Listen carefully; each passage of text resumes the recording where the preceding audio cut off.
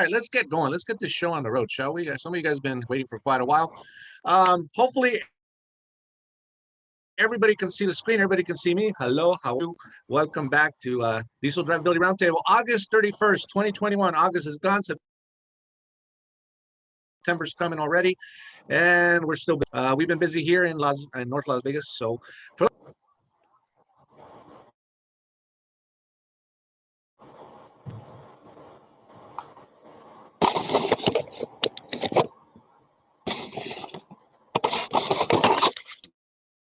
all right, my sister just muted me. She's doing co-host duties and she's messing me up. So, all right, once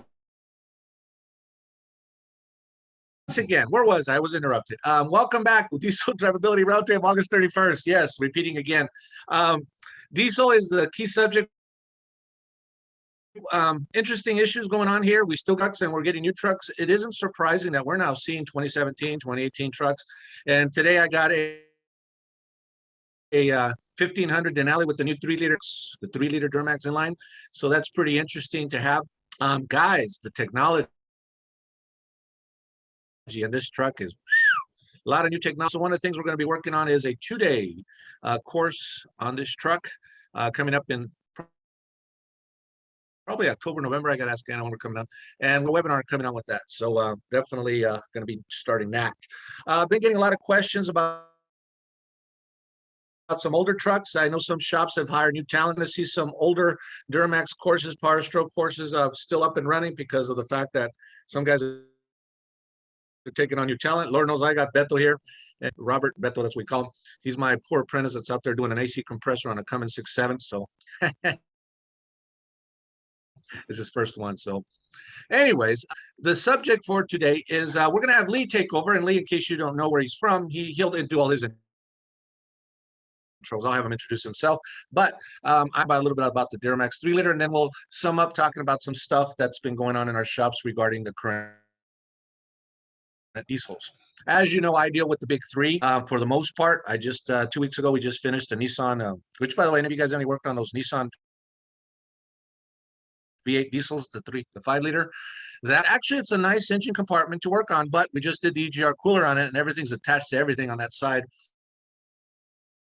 So parts was the problem. So I don't know if you've seen that as being a problem on Nissan Titan with the 5-liter Cummins. Parts. I mean, my God, to get the EGR coolers on national back order. So you guys can let me know at the end. We'll see what's going on. I'm going to mute most of you. So we still got a few people logging in. And let's see, Carl, your mic's not working. Oh, Carl says his mic not working. Yeah, Tony. Mike, Carl, why don't you try to log? There's Carl. He's got no. I got you unmuted. Let's see, unmuted. If not, you may have to log back on, Carl. Because we've been having problems today. Check your mic setting because I got you unmuted here, so you should be able to. How about now, Tony? There you go. There's Carl. Good morning, Carl. Good. Log on another device. Okay, there you go. All right, so we got everybody going. Let's get this show on the road, and then we'll hand it over to Lee here. Then we'll have chit chat afterwards. So we got 30 people already logged on. Damn, we've come a long way. Okay, cool. Well, let's get going. So first of all, we're going to present here. This is going to be Lee. Lee's going to be taking over here. He's from Diamond Advantage Navistar. He was in my class in Denver. We just did the class in Denver. What is it, 2 weeks ago? I was in Denver, Colorado doing class. And let me tell you guys, that class, and I hope Lee can say this, that class was nothing but worksheets and talk about, as we didn't do no hands-on for the simple reason that I know some of you guys are going to tell me, because I've been a teacher for a long time, you're going to say, well, Tony, I learned by doing blah, blah, but we got to know some shit. You got to know some stuff. Some of you guys don't know what these lights mean, still don't know what SCR is all about, DPF. And even those guys in class openly admitted it, and that's something that we have a problem with is knowledge in working on these trucks. I even had a guy send me a message, an email where he was saying, well, I need you to do a video on with, show me some PIDs, show me some data. I go, that data is not something you can just take an example of. You got to understand what's going on with it. So it's data and you don't understand what the ranges are and all this and that, it's like, you're not going to work, So I guess what I'm trying to say is we need to have in training, especially those of you that have been working this, you need to have update training on the latest when it comes to technology and how things work, especially the big ticket, like we still keep talking again and again. We do talk about Commer, we do talk about turbos, but let's not forget that that check engine light is being turned on a lot by after treatment and pressure. I understand that and other related issues, but primarily, as our case has been after treatment. So I know when we get a truck coming in with drivability problems, we may have a problem. Then the question begs, how did that affect the after treatment? So there you go. Anyways, so let's talk to Lee. Lee's going to be talking here and put him up there. Lee's going to do a presentation, and I already saw a glimpse of it. And one thing I would ask you to keep in mind is, I guess he's going to do the breakdown, aren't you, Lee, about the connectors and all that good stuff. So, and Lee, I'm looking for you. Where are you? So I can give you, where are you? Dang it. Okay, where's Lee? Where's my co-host? Oh, co-host. I don't see, never mind. I got it. I got Lee here. So we're going to give Lee the, no, yeah, I know. Anyways, we're just all screwed up this morning. I don't know what's going on here. But Lee, you got control there, my friend. And tell me you got it. I just made you host. Can you see that now, Tony? For your screen. Click on the top, like I said, you share, and you're going to share on the top. Share screen. And got it. And you're going to share it, and you're going to put up your show there. So, and you should take over.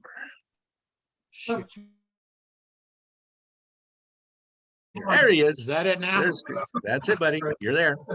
Why don't you go ahead and introduce yourself, Lee, and I'll shut up and I'll let you do your thing here. Thank you, Tony. And I can't tell all the guys on the group here. 2 weeks ago when you were in Denver, it was an absolutely phenomenal class. Way more information than I could absorb in 2 days, but thank God you gave us a book to go over that again. So can you see the first slide? Okay, guys, digital roundtable. Okay. I work for Navistar and I'm their tech service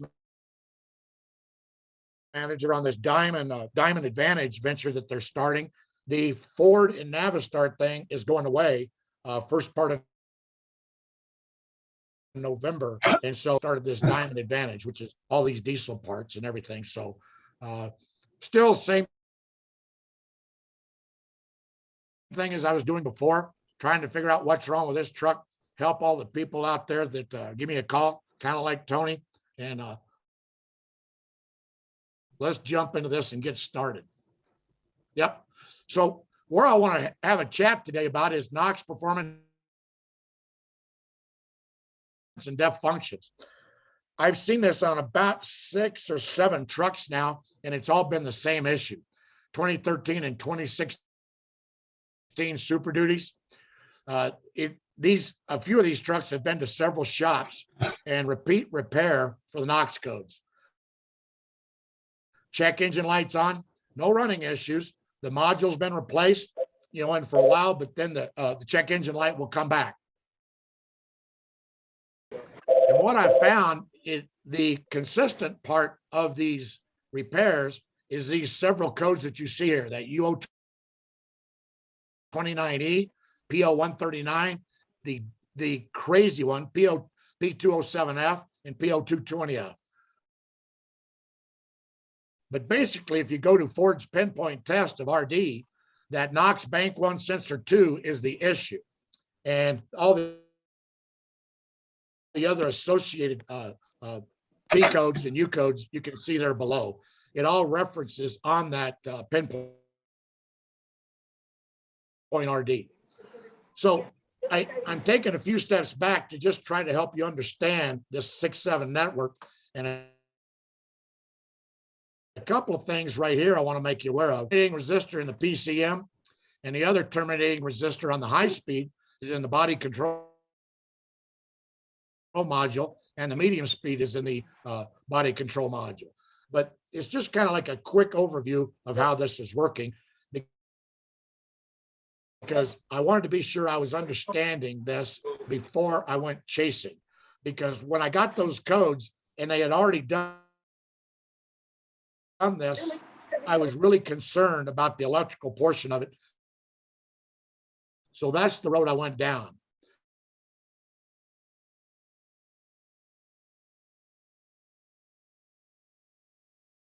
The DLC. And my issue was on 6 and 14 on the high-speed CAN. Because when I went through and checked all the codes, did the network test and all this, I had a short to ground because I had low voltage on the low side. And you'll see that here in a minute. I got the red arrow there. If the voltage is less than 0.5 and not 0, it indicates a short to ground. And that is exactly what I had. And it was random because you could go around and grab harnesses and play games and stuff, and you could get it to come back and go away. And that's where I went down the road of this electrical issue with this thing. So I get into the truck, and holy mackerel, there's a brand new NOx soot module on there now. It says, well, somebody's already spent $200 or $300 on this.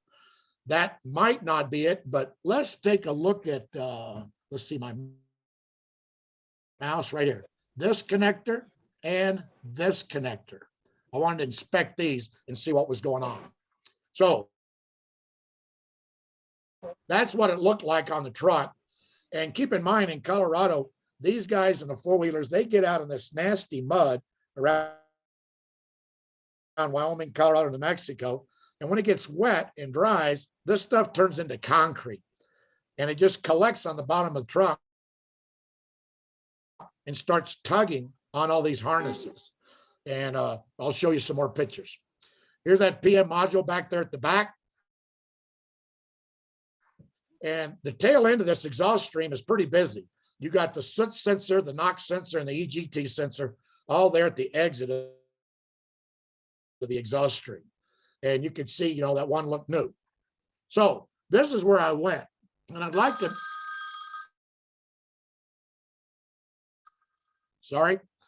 I'd like to make you aware of this up here. Let's see, get the mouse going. There it is. The particulate matter sensor here. And the two CAN. And over here's the NOx module hooked up to the CAN also. But what made me really be concerned about this is over here. I have never run into this, and I want to show you this here. A splice block that all this stuff is running to. The other thing that I was concerned about, and Tony and I had this chat, and I'm not sure what this is, and anybody can chime in and feel free, but this is called a trimming resistor. And I was concerned about this, memory plus, memory minus, what it is. But I believe it has something to do with the adaptive learn on this NOx module. But it wasn't an issue. I just noticed it in there and I went, what in the hell is this? Something Ford's putting in here now. So we continue on, and this is that connector, the C3461. And I would really like you guys just to look at all the bus networks that run through this connector. And it's everything that I was looking for. And this was all I was doing was just investigating the this wiring issue that I believe I had. Next slide. The other two that I had to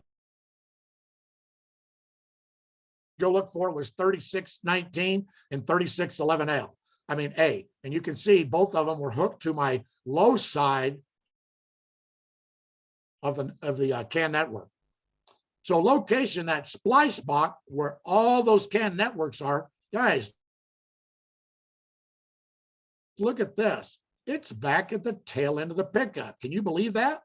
Why? I don't know. The connector I was messing with is right here, C3619. And then also over here on the other side, you got, let's see, where's, oh, there it is, C3611A, the first NOx sensor. But you have a tremendous amount of sensors hooked into this harness, and then this whole channel was just literally packed with mud. So we had to get all that out of there first. Next slide. Uh-oh, next slide. Come on, baby. Hit your right arrow key if you don't. If There you you can't go. do it. The other connector that I've had issues with, this is the glow plug connector, and it's 1273. And I have a picture. It's up right by the PCM. And it catches all the debris from the passenger side fender well. And a lot of mud will get collected up there. But once again, right here, my CAN buses I was looking for. So I wanted to investigate all of these. That one is located right up here, like I said, by the fender well. I added these, Tony, from the other day when I chatted, just to give everybody an idea where all this is. So found that one connector, and guess what? There it is. This one is not used, but it had all kinds of corrosion. This was the ground shorting to the low network right here on number 3. So that was my issue. The other side was just as bad. They use mag chloride up here in the wintertime, and these connectors are just, I've heard Tony say this before, they're supposed to be waterproof, but not the case here. So all I did was clear that, add dielectric grease, replace those 3 connectors, cleared codes, did all the resets. I was able to program. And what the issue is on Ford, you cannot update a program with, like in this case, which was the Knox module, you can't update it with a Knox code present. Hopefully that made sense. But when I cleared the Knox adaptive learn, the DPF adaptive learn, and the SCR adaptive learn, all these resets, I was able to program it. And then, of course, after resetting all those, you got to go through and endure all the drive cycles. I say endure. You got to do all the drive cycles before you can return it to the customer. But I will go, let me go back. This right here was the connector right here, 3611A. This one right back here at the very back. That was the connector that was the issue. And since I opened up all these other connectors, that's when I did the dielectric grease, just so it wouldn't repeat. This one was clean, that splice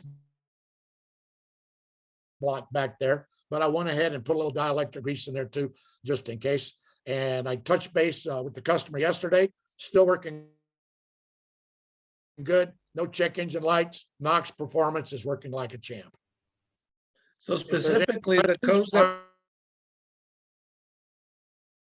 away. If not, I'll turn it back over to Tony. There you go. All right. Thank you, Mr. Lee.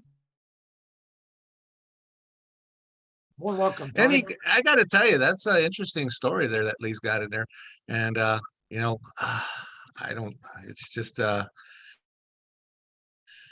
don't understand why they put that splice box way in the back. That's what surprised So me, it's Tony. like, I just went, why would you put all your CAN networks at the tail end of the pickup? I am guessing another idea, Tony, might be for the outfitters, where they'll put different stuff on the back of the beds and they need to splice in to the CAN network. But that makes me a little nervous too, when people start doing that. You never know what you're going to get for a exactly. Yeah, I agree with you there. So, all right, very good, very good. Thank you, thank you. Thank you for the time, Tony. And, you know, hopefully I gave everybody a little information, but at least here in the Middle Earth, Montana and Mexico, these connectors are being an issue. All righty. Well, let me get things going here. I need to to uncontrol my screen back up. Yeah, go ahead and give it back to me, like we did yesterday. So, where's that button? Oh, never mind. I got it right here. Reclaim host. I think I am host now. So, Tony, this is Matthew coming in here. I do have a question. Lee said there about the 2-hour relearn process. Just a little. I like I like him to clarify. And Matt, that is in the workshop manual. You have the thing that's a challenge is they want you around 45 to 50 55 miles an hour on a D-cell event, not touching the throttle. And that's difficult. Which we covered in class. That's exactly right, Tony. Yeah. And they go very detailed of how to reset the SCR monitor, the NOx monitor, and there's one other monitor in there. But it's specific, Matt, in the workshop manual to reset all those monitors, and you'll get, you won't, I want to say you'll get a happy face. In the PIDs on IDS, it will say, God, I can't remember. I think it'll say learned or not learned is how it goes. And sometimes, Matt, you can do it on the left, but the key point is you can't touch the accelerator. That was the pain in the butt part about it, because I basically had to find a 55 mile an hour downhill to reset that. Okay, thanks for clarifying that. Tony, I will be glad to send that detail to you, and you can post it on the website, or I can send it to Matt, either one. Yeah, you just get it to me. Yeah, we'll do that. So no problem. So very good.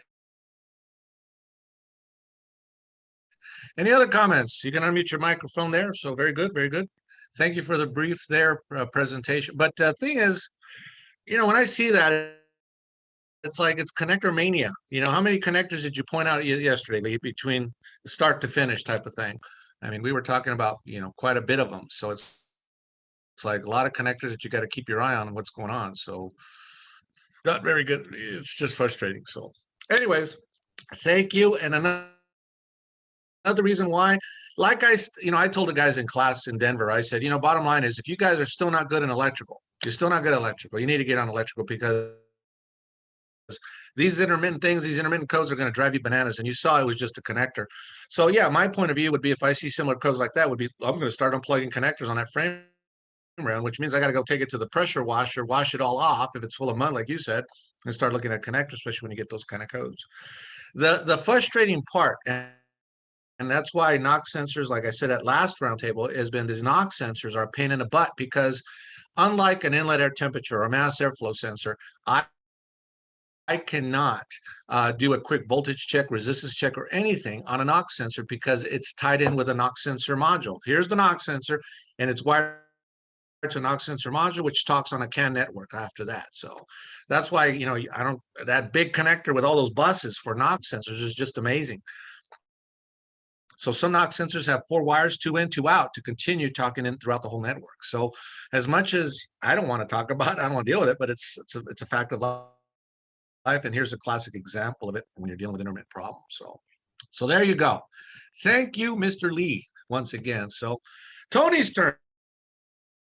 Yes, it's Tony's turn. Quick thing. Duramax. Like I said, I got one of these right now in there, and I'm going to be doing a lot of photo shooting, a lot of recordings and stuff for my class and webinars coming up. But I thought I'd do a quickie talk about the Duramax 3-liter. I'm not going to get too much into it, but there's this new terminology that a lot of people haven't seen, or this new thing called SCROF. Okay, SCROF. So we are used to the traditional after treatment system of DOC, DPF, SCR, or DOC, SCR, DPF. That's what we've seen for the longest time. But right after the turbocharger, we're going to see some emission controls there. So let me quickly just go over this. You may have noticed, yes, we are seeing I come from an old gasoline background where we used to have something called a thermactor.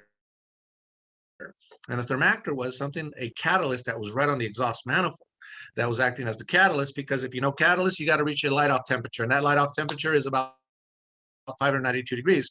So the more downstream we put that after treatment, that means it's colder and colder and colder. So one of the key problems we've had for a while with diesel, and especially the older models, has been we're not reaching light off temperatures of over 592 degrees. So now we got this new thing called the SCROF. So as you know, SCR for the longest time, actually it's quite a while now, has been controlling NOx, oxides of nitrogen. We also have a DPF, which is controlling the particulates or the soot. Yeah, we know that. But now, like it says there, the SCR and filter controls NOx and particulate matter. It's a one unit now. So the SCR catalyst, which is the NOx reducing catalyst, which uses the DEF fluid, also has the DPF in it too. So all in one unit. So they are trapping the soot, and we're also reducing the NOx at the same time. So let's not forget that the DEF fluid is still playing a big role of creating the ammonia to break up the NOx. So this technology combines two components in one. So what does the SCROF stand for? Is SCR catalyst on filter. That's what it means.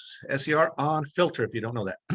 That's what it means. So obviously it's going to be more pricey. So as you can see from the photos you can download from the web, we can see the turbocharger, and then we can see the exhaust, and then we can see our SCR injector. And let me tell you, I was looking at right now on this truck.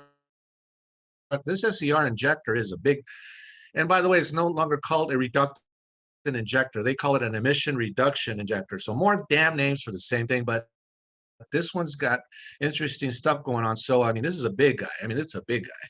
And that is your DEF fluid injector, your reductant injector. But again, emission reductant injector going in there to break up the NOx. So a lot of more further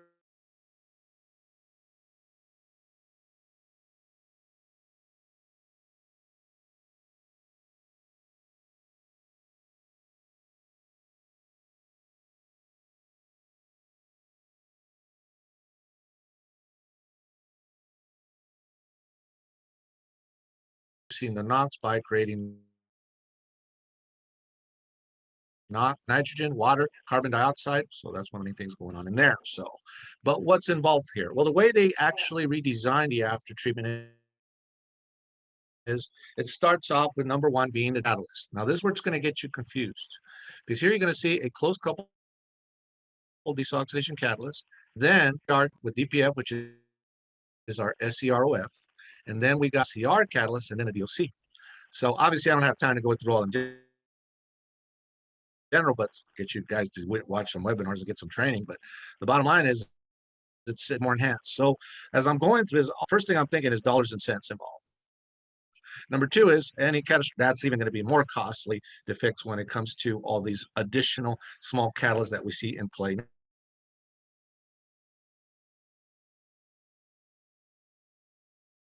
Is, like I just said, it's got a new name, and that new name is formerly the reductant injector. So we're going to see an enhancement to that. So I understand that the manufacturers are going with cleaning processes, because what is the number one enemy of a reductant injector has been the crystallization of the DEF fluid. So they're cycling, they're running a steady stream to clean it out, because hopefully it'll dilute and it'll uncrystallize itself. But has that always been successful? No, it's not always been successful. So watch out for other issues that we may see in the future as these things age. And when you look at the whole assembly, again, I'll be taking pictures today of this truck that I got in here right now. And in this case, you got this whole, I call it kind of a rhino looking thing, because it's got the horn on the top there, looks like. But anyways, it actually encompasses, again, your DOC first, and then your SCROF. So you're going to see all there in one piece, along with your flanges for the continued flow of the exhaust, and your flange going to your EGR cooler. So there you go. So just to look at what we see that GM's been giving us information on already, has been, you got your exhaust gas temperature sensor, like I said already, your DEF injector, better known your emission reduction injector. You got your exhaust pressure differential sensor pipe. But number 8 ought to get your attention. What do we got right there on number 8? Number 8 is a back pressure valve. So it's actually a butterfly valve that they're putting there to create more back pressure. And what it is probably to enhance faster warm-ups. So let's use it. Let's create some back pressure to warm this thing up. And then once you go ahead and hit the accelerator pedal, it's going to open up further and actually have it flow fine. So that has been a challenge. And I believe that will help with cold start warm-ups much faster, but understand that the motor is going to be strained quite a bit, because it's going to have some major back pressure in there. And that's always been my issue with, even with variable turbochargers, been the back pressure that we put these engines under. So you can see the particulate matter sensor mounting on number 7. And again, your EGR flange, I talked about that already. Number 6, your NOx catalytic converter assembly there. So quite an enhancement. So catalyst, SCROF, DOCs, and SCR catalyst here too. So holy cow, a whole lot different. And we're going to see how we're going to service these in the future as they continue to roll out and roll out.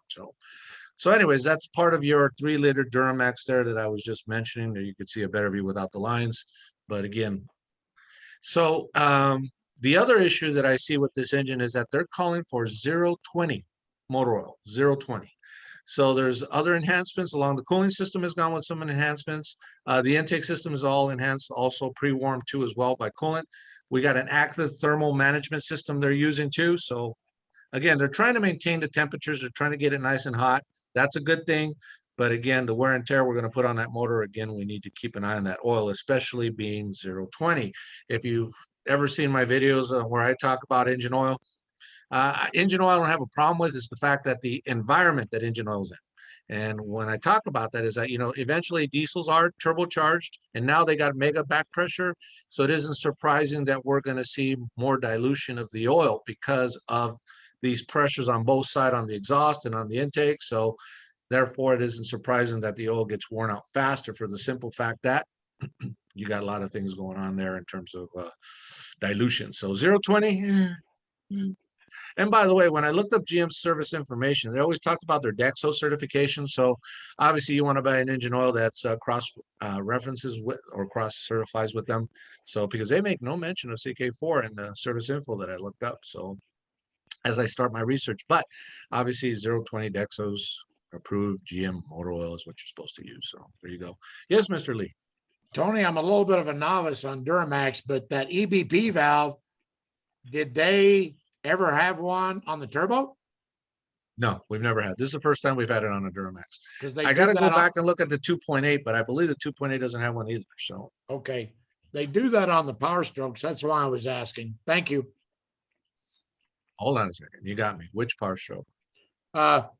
They were using that to lock down that the turbo on the, let's see, 6.0, 6.4, and the 6.7 early on, and then they dropped it.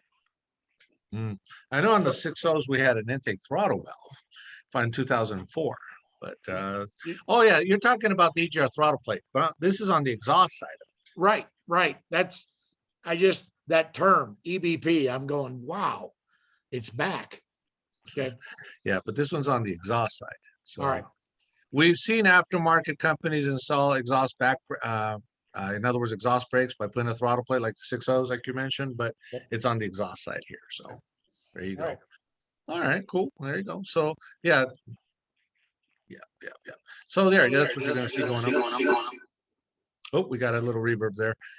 All right, so that's it there on that. So anyways, what I'm trying to do is this is all start. We're going to talk more about the 3.0 Duramax here. So therefore, all I got to say is stay tuned. Coming soon to probably, I believe it's scheduled for October. Well, she's not looking at me. But anyways, on October, we're going to be launching the 3-liter Duramax program there too. So quite a few out there already. That's what's surprising. So they're selling, but I hear there's a stop on sales on them because there's none because of the chip shortage. So, but there's already quite a few already out there. Please note, this engine's going to be, it is in the 1500 series GMCs and Chevrolets and the Suburbans. So the Suburbans are going to get this 3-liter Duramax too. I don't know if the Escalade is going to eventually get it, but it may. But we'll see what's going on with that. So there you go. Okay. We're running ahead of schedule. Very good. If you got any questions and comments, please say something. More than happy to do that. My plug in here. All right. We started the diesel training group, the dieseltg.com. A lot of you have been logging in because I could see a lot of people viewing all the stuff. Matthew put some stuff. Everybody put some stuff. I need your participation. Let's keep this website alive. I got time and my sister's got time in this website too as we set it up. I would appreciate it if you post your issues, your remarks, your comments, anything. Post them up there. Tony can only post so much. So let's keep it going. So if you got a problem, or you saw something or you did something, get it going, get it on there. And if you need some help understanding it, you can contact Anna, you can contact me. There's a contact us right there on the top. Most of you know my email. It's service at lasvegasdiesel.com, service at lasvegasdiesel.com. You can reach me there. So please, let's support the Diesel Training Group. And if you want your company or shop logo, give us an email and we'll put it up there. We're putting everybody up there. So it's all a friendly thing. So feel free to put yourself up there too. So there's my plug-in for that. So, okay. That's it. What else we got going here? That's about it. We were going to open it up, but I was going to talk to you about a few things regarding what we've been seeing, what we've been doing, and also the training. Bottom line is, you guys, I know that you come look for information here on the Diesel Roundtable. I hope that's good. It helps you. That's great. But with the training going on right now, we're lacking talent. We're lacking help. Lord knows here in Las Vegas, I don't know who, a lot of these guys are idiots and I just don't understand it. But I guess my main point here in me discussing is the ethical side of things. Okay, the ethical side of things. We're at $165 labor rate an hour. That's where we're at right now. Diagnostic fee is $175. That's for the first hour and a half. Then we go from there for additional help or additional approval. And you know what? I would say, and Anna could probably chip in on this, I would say that probably 98% don't have a problem with it. Okay, 98% of our customers do not have, because they've been burnt, and it just irritates me when a customer has paid $3,000, $4,000 and comes to our shop and say, I had to tow it over here. So tow it out of another shop after paying a big bill. They couldn't fix it. They bring it to us, and then we got to charge them appropriately what we got to do. But first I got to fix their screw ups or whatever they did, and then I could address the original problem. So I guess what I'm trying to say is the ethical side of things. I'm training an apprentice, and the thing is, when I talk to other technicians, the moral of the story is you got to remember these people, a lot of these people, their truck is their livelihood. Okay, so, and they tow horses, they tow whatever, they tow tools, whatever, or there's just their plate truck. It doesn't matter, but still, it's not your truck. And that means that if they pay you to repair it, God damn it, repair it. You know, and if you don't know, then don't charge the customer for what you don't know what to do. And a customer's truck is not your goddamn guinea pig. I'm sorry, it's not. So if your shop says, because I hung up on people on the phone and I told them, listen, if you actually say you're a diesel specialist, then why in the hell are you not a diesel specialist? You know, and because if I need help, you know, I need my truck fixed. Hey, I got to know what I'm doing. So therefore, you know, you're hoping that who you take it to is going to take care of your problems. Now, granted, customers are not angels. God, they're not angels. I know that. Customers can be a big pain in the butt, especially when they read too much internet, right? Well, I read this on the internet and this is part of the problem. And they're trying to tell you what to do, right? Or they feel that you're trying to cheat them, or because they've been burnt. In other words, you got to establish that trust with relationship with your customers. So most of my customers that I have already for years now, you know, they know that if I tell them to do this, most of them do it. And those that steer away thinking that I'm charging too much, they all come back. They all come back. It's kind of funny.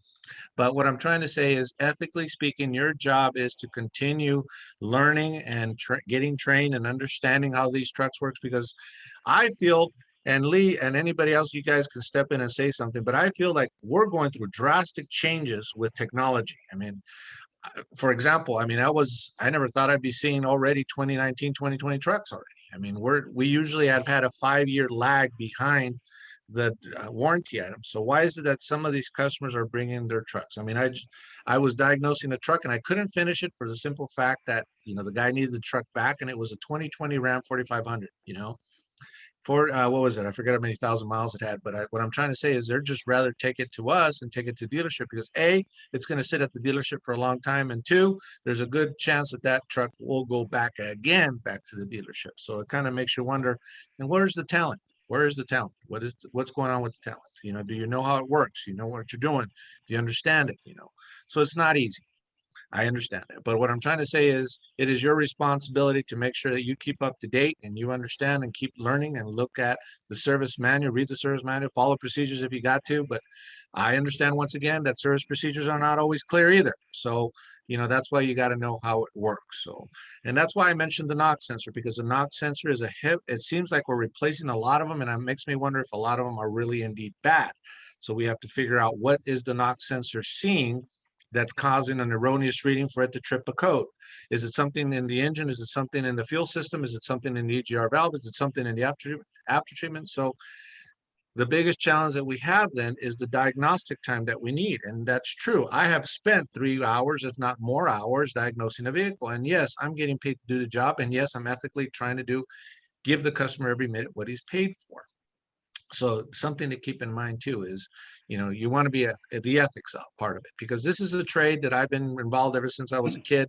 And all I'm saying is, let's keep it clean. Let's be honest with the customer. And it's okay, you don't know, but again, that's one of the reasons why we have the DTG forum. This forum right here is, you ever stuck, you ever got a problem, go ahead and post it. Definitely want to put it up there. So make sense? So that's my little spew, my little thing about, hey, get your crap together and let's get understanding this, let's know how it works and what's going on. So please, let's keep that in mind. All right. So yes, Mr. Carl, I love what you just said. Carl just says, an instructor at the community college, we're trying to teach students to do the right thing. And you know what? It is the right thing, but here's the other thing you got to keep in mind. You cannot turn off a check engine light if it's permanent code or not. So therefore, the vehicle will now derate on you. So no more thing about clearing the codes and sending the truck out and God bless. Oh, the check engine light came on. Oh, well, I don't know. It might be something else, and that you did it and you cleared it. But now you can't get away with it because you got to unlock it out of derate. And you also got permanent codes to contend with, where the computer itself has to actually run the test and clear it out. So therefore, definitely want to have people that know their stuff. And let's face it, many community colleges, I know that Carl does, but many community colleges that have programs don't have a light duty diesel program. Well, some are growing, but not too many of them. So Lord knows, here in Las Vegas, our community college sucks, but that's the only thing we got out here going on. So in the long run, if you are going to get involved, definitely learn it. And just a food for thought. I had a kid, and I think I mentioned this, I'll mention it again. I had a kid actually attend my diesel master course. And this kid, I'm looking at him going, he's answering all the questions. He's like, he even mentioned he's talking. And in the long run, I finally pulled him aside after day 2. And I said, listen, I think this class is way under you. I mean, he goes, no, it's fine. And I go, I got to know where you got the training. I mean, where did you get this training from? Because you seem to know a lot. And you know what the kid said? He says, I've never been to school. He goes, I learned it off the internet. I learned it off the YouTube. So you're kind of filling the gaps for me, he tells me, what I don't understand. So I was in awe. So it's like, wow, this guy really must know his stuff. So I guess the moral of the story is that, the information is out there. You just got to want it. You got to research. You got to look. And guys, as I'm looking at my laptop right now, and I know you can see me on the screen, but I spend a lot of hours in front of this laptop. For example, right now I got my notes right here, and I started trying to figure out, because as I'm teaching about NOx, I said, okay, how can NOx be used by the NOx sensor 1 to determine if I'm if I'm under fueling or over fueling? So, I wrote all these notes that I'm going to eventually put on digital format. In other words, I know now that the Duramax L5P and the late LML is using the NOx sensor 1 to determine if we're overfueling or underfueling. Now, in the past, we've been using balancing rates and fuel trim. Well, guess what? The NOx sensor is working like a oxygen sensor. So, but try finding that information anywhere, So that's why we work on what we work on. So definitely get up to speed on that stuff. And, training, again, there's an avenue. I'm not saying I'm the only avenue diesel TG, but look for other avenues. So there you go. So any other questions? Any comments? There you go. Better know it. Got to know how to do it. That was fun. Tony, comments? Yes, sir. Matthew here. Matthew, go ahead first. Just a comment on that 3-liter. I understand this is just an introduction. We're not going into full training, but you mentioned about that exhaust flap and as a warm-up feature.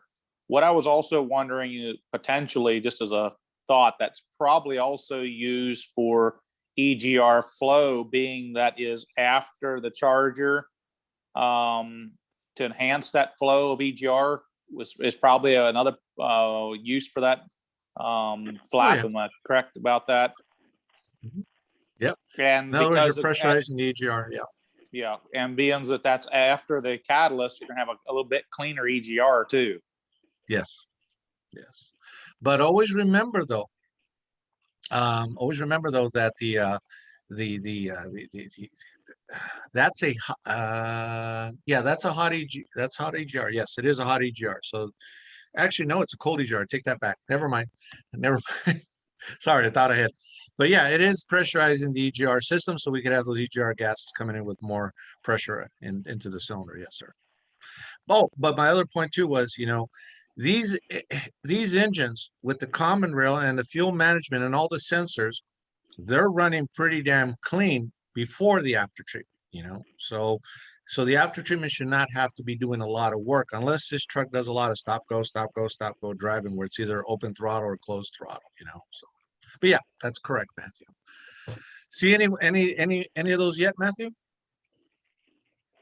Yes, I haven't in the garage, but one of our local salespeople stopped by with one of them, and we took a little peek around it. So, as far as working on it, no, have not. I love that rear view mirror, like I mentioned earlier. That rear view mirror is the one we got is all camera. So it's a camera. It's kind of funny, the rear view mirror. It's like no more mirror, it's a camera. So that was interesting. I think I'll take a video of that. But that was interesting on that truck, yes. One comment to that, talk about production of those. Our local GM dealer, we asked them about whether they've sold many, and it wasn't their salespeople, but their local parts manager was out here at our shop delivering parts one day, and we talked with him a bit. He said, interestingly enough, they've actually sold a number of them. He didn't give any numbers exactly. He's not his department, but he said the GM has been having obviously production problems with the shutdown and all that, and the chips and various things, but also have had some challenges with the gasoline engine problems also, as well as some getting a hold of parts for repairing those. So that is going to help, was being offset by some of these diesels being then putting into the market, where customers who probably normally wouldn't have purchased them actually have. So there's at least a bump of them out, maybe in certain localities, but that was interesting from a marketing side of it, what I was hearing. So there you go. So yeah, we're gonna the parts problem seems to be getting worse and worse. Anna, when she orders stuff, she actually tries to order an extra one of it because it's the last one on the shelf she gets. So yeah, we're trying to keep even filters too. So go figure. But anyways, all right. Thank you, Matthew. Any other comments that you'd like to make? I guess we'll open it up here. We got a few minutes left. Open up to anybody wants to talk about anything regarding diesel, or you need help. I'm willing to listen. We're all here. We got a good group of guys that know their stuff here. So feel free. And Carl, we're going to put you on the spot. Carl Schneider, are you still out there? Get yourself up here if you don't mind. And yeah, I think I am. There's Carl. Hello, Mr. Carl. Are we still on for next? Are we still on the buggy for next month, Carl? Well, I'm giving it my best effort. Seems to be a Zoom issue with Bosch. We're having a little bit of difficulties presenting on Zoom, so I'll talk to you about that a little later. Okay, that's fine. Just thought about Carl's, in case you guys don't know, is from Bosch. And anything new from Bosch you can tell us about? Anything going on? Any issues we got happening? Well, I just Did we lose Carl? Did we lose Carl? I think we lost Carl. Carl? Yeah, we lost Carl. So guess I'll come back to him here in a little bit. But all right. In terms of anything else going on, anybody else like to make a comment? Anybody? Any other issues? Alan Arkers, you were chatting it up earlier. Anything you'd like to add, buddy? We'll open it up to you. I got to hear Alan for a while there, so we like him. I'm good, Tony. All right. He's a good guy. So we appreciate that help. Anything else? I guess I'm taking suggestions for, as you know, we're still offering the Diesel Master course. We got one coming up here in October. We already got 3 registered. We like to get up to 10. But what it is, if you really can make the sacrifice and come out here to Las Vegas and get some training on the big 3, it's all updated, by the way. So those of you that attended years ago, I know some of you have, we've updated the whole thing shebang. So we're not talking about the old stuff. We're talking about the new stuff. A lot more worksheets, a lot more stuff going on there. So I believe you're going to be a little tired when you get out of it, but you'll be a whole hell of a lot smarter in dealing with diesel. So We also are offering the same classes from Denver in Las Vegas. So we're going to do those here, the diesel update course and the Powerstroke update course as well. So if you'd like to come and attend, you're welcome to come to Las Vegas. And if you're coming to SEMA Apex and you like to say hello, let us know. I know some of you are coming in for Apex SEMA, so be more than happy to meet with you and have a chat with you too. So I guess I'll be walking. Hey, I don't get to work it this year. I'm really happy. So definitely a good thing. So I'm not working SEMA. I'm not doing nothing. I'm just going to be a guy that gets to walk around. First time in like who knows how many years. Obviously, there was no show last year, but a virtual one. But in this case, this will be interesting. So with that, I'm looking forward to that. So there you go. Any other things? Anybody else like to talk about Tony. anything? Yeah. Hey, Tony, can you hear me finally? Yeah, Carl, what's going on, buddy? I hear you. Yes, sorry about that. Having some buffering issues. I Okay. just wanted to comment on great presentation, Lee, as well. And I wanted to just make a comment on, you mentioned a trimming resistor on it. I can't really say for the NOx sensor what they're doing, but I'm sure it's very similar to what we did with gasoline cars years ago. They would put a trimming resistor and an oxygen sensor, and it was basically a fine tuning resistor. I think back then there were 5 different levels of resistors that they had. Depends on the application of the vehicle. You would have to match that resistor. So they may be doing the same thing with the NOx sensors, that you might have to get the code off of that sensor and replace it with one of a similar trimming resistor, if that helps you at all. Interesting. Okay. Yeah. Yeah, and another thing too with the NOx sensors, I know you mentioned you're digging into those NOx sensors. A little bit of information, just so everybody knows, a NOx sensor is basically a wide band oxygen sensor. We don't actually measure NOx, we measure the oxygen content that is being removed from the nitrogen internally in. So there's a little catalyst inside that sensor that, first off, it takes the free oxygen out, and then it separates the oxygen from the nitrogen and measures the oxygen content, and then it can come up with a pretty close number on how, the amount of nitrogen in the system. So it's basically a really refined wide band sensor is really what it is, although we call it an NOx sensor. Correct. Thank you, Good Carl. way of explaining it. Thank you. You're welcome. One other thing too, I don't know if you know. Carl, your microphone went out, my friend.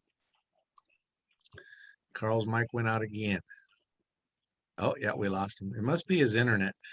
We just lost Carl. We'll try to get him to come back on here in a second again. So, but yeah, he is correct about what he's saying about the NOx sensors, that they're truly actually not oxygen sensors. As a matter of fact, when I look at the menu of this 2020 truck, it gives you a menu for oxygen sensor, not for NOx sensor. So yeah, it is technically one. So there you go. Very good. Very good. So hopefully we'll get Carl coming back up again. If not, any other comments? Any other things going on in your world that we need to know about in terms of diesel? Everything okay? Is that Larry there? Larry Dunham is here. Well, Larry, how in the holy hell are you? I just saw Larry there. So anyway, say hello, Larry, if you can. See what's going on. Good to see How's you. life? How's life being the shop owner again? Hectic. Yeah, I'm Any new to issues? Zoom. I'm new to Zoom, so sorry if my face was on there earlier. No, it's all good. Anything going on in your world? No, sir. No struggles? How's the guys doing? Everybody pretty good? Just keeping them here full time. That's the challenge. They want to take off. What is going on with that employee thing too? Yes, you're right. Nobody wants to work anymore. So Yep. go figure. But anyways, all right. Well, we're just about up to time here. 6 more minutes left. Any other last minute comments? I guess I'll make my show next time a little bit longer. But what can I tell you? We've been getting the usual stuff. I mean, for example, like I said earlier, Beto's doing an AC compressor on a 6.7 2008 model. Obviously, we're going to put it back together and check for, definitely check to see that the fan clutch is working. Old problem, in case for those of you that are new, Anytime you got an AC compressor going out on a common rail 5.9 or a 6.7 early model, fan clutch needs to be checked. So therefore, we're going to check that when we're done. If you don't know, the trick that I do is the paper test. In other words, we put a piece of paper up while the truck is idling, warmed up and cold. And if that paper ever drops, we definitely have a fan clutch problem. So, and the reason what happens, why it takes out the AC compressor is because the head pressures get so high on the high side. We pretty much hit over 400 psi on that AC high side, and therefore it starts to destroy that poor compressor, thus eventually seizing it. So definitely watch for that. And the good news was when we opened the compressor box, it actually had a piece of paper saying check your fan clutch operation before sending it down the road, because that could be your problem of why the AC compressor took out. So I don't know if you guys knew that tip, but there you go. We had a 5.9 a while back. Always remember the 5.9 common rail also were notorious for shorted fan clutches too. So in this case, that actually worked with, I guess what was going on was you would have intermittent lack of communication. You think you got a bad computer. Always unplug the AC fan clutch, the fan clutch, and see if it now communicates with no issues or intermittent issues. So there you go. But that piece of paper test that I told you again, you're going to see, in other words, that piece of paper goes right in front of the whole shebang. In other words, the charger cooler is what we have there in the front. So in case you're asking that. Alex, you're saying 450 PSI on an 06 LBZ. Well, we'll check AC compression. How will you say that? So, or if it's too clean, you're hitting 450. Holy cow. Yeah, you need to see if that clutch, that clutch, I don't care if it's new, Alex. I've had new ones still not work. So in this case, make sure you're getting adequate airflow through there. So, but 450 on the high side usually means you got a restriction on that high side. So definitely want to check the rest of the system, not just focus on the orifice tube. And you may want to blow through. And yes, I will, if I can take depending on make and model, if I can take the orifice tube out, I can blow through it. I'll go through the condenser and see if it comes out the same volume of air on the other side of the condenser. So I definitely do that. So there you go. But yeah, high pressure is not good. Definitely not good at all. So there you go. Anyways, that hopefully helps you. So yeah, we're still getting AC problems, and we get new compressors from time to time, but definitely want to make sure you charge those systems appropriately. So definitely revisit that clutch. Yes, definitely revisit that clutch. In case you want to know, Alex, what I do when it comes to the fan clutch is I will cover up with a blanket, a whole big blanket in front of the whole grill, and let this thing get hot, and should get a lot of hot air across that clutch on the front, because that LBZ has a mechanical one, not an electromechanical, if I'm not mistaken. And in this case, that little bimetal spring in that clutch should actually expand, move the valves, and at that point, what should happen is that you should hear the fan roar. So if it don't roar, then you definitely got a fan clutch. So be careful about that. And I don't care if they're OE or not when it comes to the GMs or other makes too. We've had brand new ones go bad, so watch out for that. So there you go. So that's my AC thing going on. Maybe I should do an AC presentation next time so you guys can know. Those even haven't had any good AC training, but let's get that AC running good, running fine. So there you go. All right. Tony, one point to that there, a question maybe too. I've had various customers concerned about cooling temperatures, particularly on Duramaxes with those mechanical fans before the electric fan was introduced in the LML, I guess. And I've talked to the various people, and seems like the original LB7 ran reasonably cool, but as we went up in the year models, we increased in horsepower, yes, but it seems like they incrementally either one of them run hotter or whatever. And something I came across more recently is that some people, I guess, were reverting back to the earlier fan clutch and having better cooling capacity, or I guess it was coming on sooner. What do you know, or can you speak to that at all? You got to be more detailed about the question. Okay, so I guess I had a customer here that had retrofitted to a earlier model clutch and had reduced temperature. I guess it put in a LB7 clutch on a LY engine and had got cooling, it kept the engine much cooler, I guess is what I'm saying. And I'm sure that would also impact the AC system too, not? Correct. Mhm. Yeah, so we need more air going in. So a lot of guys, we do it too. We actually put the cooler, the earlier model fan clutches on it too. So because the setting on them are so high, you know. So the question begs, what temperature do we want this thing to run at on a hot day? So let's say it's 105 degrees for us here. You know, is it normal for the truck to hit 205, 210? Yeah, after 210, that's when I start getting a little bit anxious, but it's towing to go 215, but then you'll hear the fan kick in. But the thing is, what effects does it have on the AC too? Because there's nothing, you know, cooling that AC. So a lot of guys will put the colder therms and the cooler earlier model fan clutch. We do the same thing because, in my opinion, it's running hot and it's straining the AC system a little too much. So, but understand something though, Matthew. The reason why they do it is they want to run these trucks a little hotter, but also they're trying to get more MPGs, more miles per gallon, because that fan clutch engaged, as you know, will actually suck up fuel economy.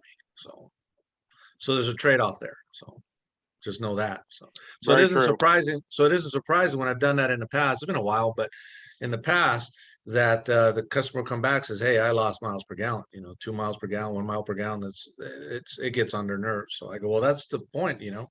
Well, I'm always hearing the fan roar. Well, that fan roaring is a good thing, you know, but their fuel economy again sucks. Well, that's the problem." But what you got to understand is, you know, they can run hot, but like I said, you got to keep in mind where that fan clutch is working and how well it's working. So, but the problem with I'm seeing with electronic or viscous fan clutches, are formerly called on the electrical fan clutches, is that some of them are not working at all at idle speeds. I mean, you'll command them to, you know, those that you can command them, and you're going to find out that they'll roar, but then at low speed, that's why I recommend the paper test. You know, you actually put the piece of paper, it'll just dump the paper. There's no airflow at all. You know, that's what you got to watch out for. So yeah, your choice. Just understand, if you want to go with that earlier model fan clutch, you're going to lose fuel economy. So warn your customers about that. So, and another thing that we're doing too, I just did it on that Nissan Titan. This thing is running god awful hot. I mean, these newer engines that I'm seeing are running hotter than normal. I mean, it was running around 210, 212, 215. So I couldn't get a thermostat from my local Nissan dealership, and there was nobody that had one. So we just went ahead and bought the Mishimoto one off of Amazon. And that one's rated at 180, and this thing ran a whole heck of a lot cooler. So therefore, yeah, it ran a lot cooler. So I need to ask the guy where his fuel economy is at, but we'll see if that got affected. So there you go. So yeah, Mishimoto's selling a lot of thermostats that are on the colder side. So for the aftermarket, in case you didn't know. So, all right. Any other comments? Good, Matthew? Yeah, thanks, good? Tony. Good information. Just to recap, too, you said about the fan clutch issues on some of the RAM applications. We've seen them cause issues on several different symptoms whenever they've failed on on the 5.9 applications. One of them we actually had here that the truck would not even start or run. It was the very first one, and I think on the ADS forum, someone had mentioned to us about that being the problem. No communication on the with a scan tool, dash wouldn't work, all that stuff. The customer even drove the vehicle to our shop, went out to it, and it just wouldn't work. And so that was one failure. The other two we've had to do with power and rail pressure, or maybe even rail pressure or surging. So when the clutches failed, there's different ways in which they cause the actual symptom. So just a tip. Yeah, we haven't seen that in a while, but it does happen. Yeah, shorter fan clutch causing those things to go crazy. So, all right, good job. Thank you, Mr. Matthew. Appreciate your time and effort once again. Any last minute comments? We're just about over time now. I know some of you got to get back to work. Look for us next month in September. We're hoping to have you guys on board again. And we'll try to make it interesting topic. You'll get an email from Anna. So we try not to send that many emails. This time we sent a whole bunch, but Carl hopefully will be able to present. If not, we'll get a recording from him if we can about what he's going to talk about from Bosch. We'll have that. And if you like to do a quick presentation about something you saw, let me know. We like to see you guys do a presentation. So, Matthew, you're a big chat box. You're always welcome. We love you, Matthew. And Carl, you ever want to do a little show and tell? By all means, anything that relates to our trade, I would appreciate it. So, Alex, you're not getting emails? Really, Alex? I'll tell Anna about that. She's making a note right now. Sorry about that. Well, by the way, check your spam mail. Make sure it's not in your spam. We'll get you going there. So, and like I said, like it shows on the slide there, get on Diesel TG, put some postings there. All right. Put some posting there. Tell us what's going on. Anything that's on your mind. I don't care if it's basic of things, because what might be basic to you might be something really helpful for somebody else. So with that, get out of here. Get back to work. I got work to do. I got to go take pictures. I got to work with this Duramax 3-liter. I'll see you guys later. God bless and take care of yourself. Thank you. Thanks, Tony. Bye-bye. Thank you, Matthew. You're welcome. Thanks.